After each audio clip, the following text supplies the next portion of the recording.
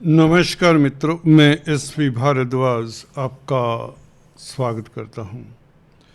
कर्क राशि कर्क लगन के लिए बहुत ही महत्वपूर्ण चर्चा है।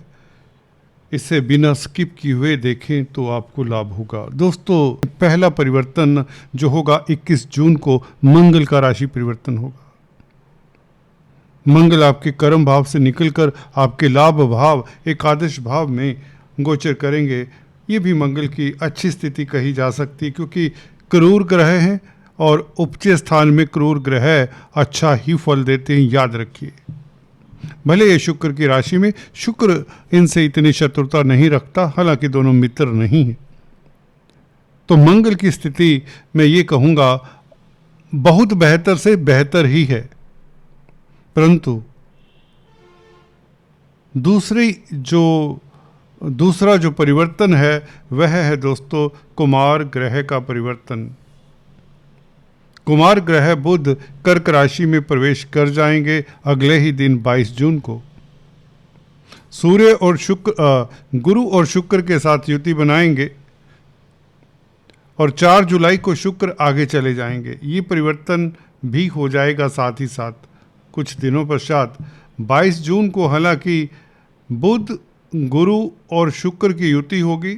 सूर्य हालांकि मिथुन राशि से निकलकर यहाँ पर कर्क राशि में 16 जुलाई को आएंगे, 16 जुलाई को, परंतु 4 जुलाई तक शुक्र गुरु और बुध का योग बनेगा आपकी राशि में। ये बहुत बड़ा राजयोग हो जाएगा, क्योंकि तीनों शुभ ग्रह आपके लगन में आपकी राशि में होंगे। सूर्य हालांकि जुलाई के मध्य में 16 जुलाई से कर्क राशि में जब आपके लगन में आएंगे, तो शुक्र आगे जा चुके होंगे 4 जुलाई से ही। तो कहने का मतलब 22 जून से लेकर 4 जुलाई तक ये राजयोग बहुत उत्तम है। त्रिग्रही राजयोग कहें, जिसमें गुरु बुध और शुक्र की युति होगी। दोस्तों, जिन जातकों की कुंडली में यही योग होता है वह अच्छे खानदान में पैदा होते हैं। गोल्डन स्पून वाली बात कहीं तो कोई अतिशयोक्ति नहीं होगी, क्योंकि गुरु यहाँ पर भाग्य स्थान के मालिक हैं, शुक्र यहाँ पर लाभ स्थान के मालिक हैं और चतुर्थेश भी हैं। गुरु शुक्र का गजलक्ष्मी योग तो बना हुआ है, बुध का साथ मिल जाए तो तर्क आपका कमाल का होगा। आप यहाँ पर चतुराई से अपने इंटेलेक्ट को यूज करते हुए कामयाबी हासिल कर सकते हैं। कहते आप वो व्यक्ति होंगे जो सही समय में सही जगह पर पहुंच जाता है, क्योंकि भाग्य साथ होगा। परंतु ये स्थितियां 4 जुलाई तक उपलब्ध होंगी, जब गुरु बुध और शुक्र आपके लगन में होगा। हालांकि आप कहेंगे बुध तो अकारक है, बुध क्योंकि 12वें भाव का मालिक है। बिल्कुल ठीक कहा, परंतु यहाँ पर दिग्बली होता है। बुध आपके बौद्धिक बल को बढ़ाता है, आपके तर्क को बढ़ाता है। याद रहे, बिना तर्क के बिना बुद्धि के आप कुछ भी तो नहीं। जिन जातकों का बुध कमजोर होता है, फिर से रिपीट कर दूं, उन्हें काफ़ी जिंदगी में यत्न प्रयत्न करने पड़ते हैं। वे स्थितियों को हैंडल करने में सक्षम नहीं हो पाते। भले वह कितने ज्ञानी ध्यानी हों, कितने पढ़े लिखे हों, किसी भी ग्रह का साथ क्यों ना लेकर चल रहे हों, ये छोटा सा ग्रह, इसका ठीक होना जरूरी है। आप क्या करें अगर आपका बुध अस्त है, अगर बुध आपका प्रताड़ित है, कमजोर है, 0 डिग्री पर है, भाव संधि पर है, या दूसरे वर्गा चार्ट में भी शत्रु क्षेत्री है, तो बुध का पन्ना मत धारण करें भूल कर भी। यहां पर बुध की चीजों का दान करें, बुध को शांत करें, कन्याओं का आशीर्वाद लें, विष्णु सहस्त्र नाम का जाप करें अगर बुध कमजोर है। परंतु यहां पर बुध तो दिग्बली है। दिग्बली बुध आपको व्यापार में सफलता देता है, जिसमें सहायक गुरु होंगे। गुरु भाग्य स्थान के मालिक है। बुध बुद्धि है, गुरु ज्ञान है। बुद्धि और ज्ञान का समन्वय होगा और आपका तर्क कमाल कर जाएगा, और आपकी व्यापारी बुद्धि, आपकी बार्गेन करने की एबिलिटी आपको ऊंचाइयां देगी। अगर आप पार्टनरशिप में बिजनेस करते हैं तो सफलता आपके कदम चूमेगी, क्योंकि 7वें भाव का मालिक शनि जो कि पार्टनरशिप का मालिक है, भाग्य स्थान में गोचर कर रहा है और भाग्येश गुरु से भी दृष्ट है। इसलिए पार्टनरशिप में इस अवधि में आपका भाग्य चमकेगा और कहीं ना कहीं विवादास्पद जो इस तरह के मुद्दे होते हैं जिसमें कन्फ्लिक्ट होता है, उस तरह की बातों में भी आप कामयाब होते हैं।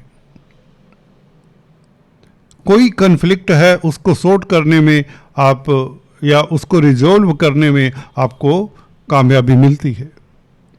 तो गुरु के कारण धन आता है, गुरु के कारण आपकी प्रतिष्ठा बढ़ती है, भाग्य साथ देता है, विदेशी कामकाज में खास सफलता मिलती है। गुरु क्योंकि नाइन्थ लॉर्ड, जब भी नाइन्थ लॉर्ड लगन में हो तो लंबी यात्रा के आयोजन प्रयोजन बन ही जाते हैं। भाग्य उच्च का है दोस्तों। इस अवधि में आप जिस डगर पर भी निकल जाएंगे, चिंता मत करिए। कोई ग्रह, कोई व्यक्ति, कोई स्थिति, कोई वस्तु स्थिति आपके रास्ते में टिक नहीं सकती। अपने ऊपर भरोसा रखिए, सिर्फ भरोसा रखिए।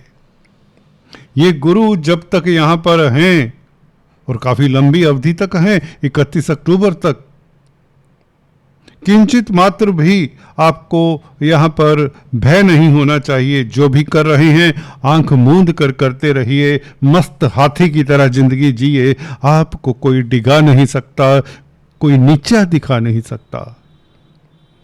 धन की शक्ति बेहतर होने के योग स्पेकुलेशन से भी बनते हैं, क्योंकि पंचम भाव को गुरु देखे, नवम भाव का मालिक पंचम भाव को देख ले तो ये अच्छा होता है। वैसे भी मंगल की दृष्टि दोस्तों पंचम भाव के ऊपर अब रहेगी, जो कि सीधी दृष्टि होगी। ये और भी बेहतर हो जाती है दोस्तों। अष्टम दृष्टि पहले पड़ रही थी, वह भी अपने भाव को देख रहे थे, मेष राशि में थे जब। अब 21 जून से 11वें भाव से पंचम भाव को देखेंगे, गुरु भी पंचम भाव को देखेंगे। गुरु और मंगल जैसे दो बड़े ग्रह पंचम भाव को देखें, जिसमें गुरु 10th लॉर्ड हैं, पंचमेश हैं, जिसमें मंगल 10th लॉर्ड हैं, पंचमेश हैं, और गुरु नवमेश हैं। धर्म कर्माधिपति राजयोग जाकर कहीं ना कहीं पंचम भाव को प्रभावित करेगा। 9th और 10th Lord expecting 5th house, आपके पूर्व पुण्य, आपके पास्ट कर्म साथ देंगे। संतान सुख मिलेगा, संतान की ओर से कोई सुखद समाचार मिले। एग्जाम्स को लेकर कोई परेशानी है उसमें आप उत्तीर्ण हो, शिक्षा को लेकर कोई परेशानी हो उसमें आपको सफलता मिले। कोई ट्रेनिंग चाहते हैं, कोई कोर्स करना चाहते हैं, अगर छात्र हैं तो आपको सफलता मिलती है। स्टॉक मार्केट में खास सफलता, शेयर स्टॉक मार्केट में अगर आप हिस्सा लेते हैं तो अच्छा है। पॉलिटिक्स में है, राजनीति में है तो मंगल का ये परिवर्तन बहुत बेहतर रहने वाला है। 21 जून से मंगल के कारण मंगल ही होगा, कोई अमंगल नहीं होगा। यहाँ पर 11वें भाव में मंगल बैठे हुए, वैसे भी भाइयों का स्नेह भी मिलता है। और अगर आप खाद्य पदार्थों में डील करते, आर्मी, डिफेंस, पैरामिलिट्री फोर्सेस में हैं तो आपको सफलता के साथ मान सम्मान भी मिलता है, क्योंकि गुरु, बुध और शुक्र का योग लगन में आपको भाग्यशाली ठहराता है, आपको किस्मत वाला ठहराता है। गज लक्ष्मी योग और कई तरह के राजयोग इसमें बने हुए हैं लगन में आपके। कम से कम 8-9 राजयोग बने हुए हैं इस अवधि में, 21 जून से लेकर 26 जुलाई के बीच। तो इन राजयोगों के चलते आपकी ज़िंदगी में अगर कोई दुविधा आती भी है, कोई प्रॉब्लम आती भी है तो वह क्षणिक होगी, टेम्परेरी होगी। और इसके चलते आपको रुकना नहीं है, थकना नहीं है, झुकना नहीं है। जी हाँ दोस्तों, गुरु का प्रभाव पंचम भाव के ऊपर, नवम भाव का मालिक पंचम भाव को देखे तो राजनीति में भी आपको सफलता मिलती है। राजनीतिक गलियारों में आपका कद बढ़ता है, पब्लिक में प्रतिष्ठा बढ़ती है शुक्र के कारण। और जमीन जायदाद, प्रॉपर्टी या पेरेंटल प्रॉपर्टी का विवाद है वह थम जाता है। मदर का स्वास्थ्य इंप्रूव होता है। शुक्र लगन में होने से लव लाइफ आपका बेहतर होता है। आप क्रिएटिविटी, जी हाँ, आप क्रिएटिविटी में भी इंटरेस्ट लेंगे। आपका इमेजिनेशन 7वें आसमान पर होगा। इस तरह की स्थितियाँ काफ़ी सालों बाद बनती हैं बुध, गुरु और शुक्र। परंतु 4 जुलाई को शुक्र आगे चले जाएंगे, केतु के साथ होंगे। अगर बात करें हम गुरु की और बुध की, दोस्तों गुरु बुध अकेले रह जाते हैं 4 जुलाई को और सूर्य साथ में आते हैं 16 जुलाई से। 4 जुलाई से 16 जुलाई तक काफ़ी कुछ घट जाएगा दोस्तों। जी हाँ दोस्तों, जब सूर्य यहाँ पर आएंगे 29 तारीख को यहाँ पर बुध वक्री हो जाएंगे। बुध का वक्री होना कोई व्यापार में बड़ी डील स्ट्रक ना करें, कोई डॉक्यूमेंट साइन ना करें। किसी को कमिटमेंट से, किसी को लिखा पढ़ी से कुछ लिख के ना दें, कोई डॉक्यूमेंट कोई साइन करके ना दें। कहने का मतलब, गुरु 15 तारीख को अस्त हो जाएंगे, तो 15 तारीख तक आपने जहां निवेश किया हुआ है उससे भरपूर लाभ होगा। उसके पश्चात 28 दिन के लिए गुरु अस्त रहेंगे। 15 तारीख से आपको कहीं निवेश नहीं करना चाहिए, खासकर अगर फाइनेंस संबंधित कामकाज करते हैं तो बी केयरफुल। गोल्ड के सेल परचेज में भी आप ज़्यादा इंटरेस्ट ना लें 15 जुलाई से, तो अच्छा रहेगा। 15 जुलाई को गुरु अस्त होते हैं, तो गुरु से संबंधित जो वस्तुएं हैं, कारका है गुरु जिन चीज़ों के, उन चीज़ों में इंटरेस्ट ना लें। इवन शिक्षा के क्षेत्र में आपको सतर्कता के साथ आगे बढ़ना चाहिए, अगर आप टीचर हैं, गाइड, काउंसलर, कंसल्टेंट हैं। व्यापार करने वालों को जैसे कि बताया, कमिटमेंट नहीं करनी चाहिए। 24 दिन बुध भी वक्री रहेंगे, 29 जून से लेकर 25 जुलाई तक। तो व्यापार के लिए स्थितियां नासाज हो सकती हैं, और स्पेकुलेशन बहुत ज़्यादा ना करें। कब से? एटलीस्ट 15 जुलाई से। 15 जुलाई से लेकर 24 जुलाई के दरमियान रिस्की इन्वेस्टमेंट ना करें, स्पेकुलेशन ना करें, शेयर स्टॉक मार्केट में डेली ट्रेडिंग ना करें तो बेहतर होगा। फिर भी मंगल पंचम भाव को देखते हैं तो कहीं ना कहीं लाभ की स्थितियां बनाता रहता है, धन आता रहता है, क्योंकि जब तक गुरु अस्त नहीं होते धन की स्थिति बहुत अच्छी रहती है, नुकसान नहीं होता। कहने का मतलब, हाँ, विदेशों में निवेश अगर करना है तो अभी रुकिए। खासकर 29 तारीख से पहले पहले अगर आप निवेश करना चाहते तो कर सकते हैं। उसके पश्चात जब बुध वक्री होंगे तो विदेशों में निवेश ना करें। तो कुल मिलाकर ये मिला जुला फेस रहेगा जब बुध वक्री होंगे 29 जून को।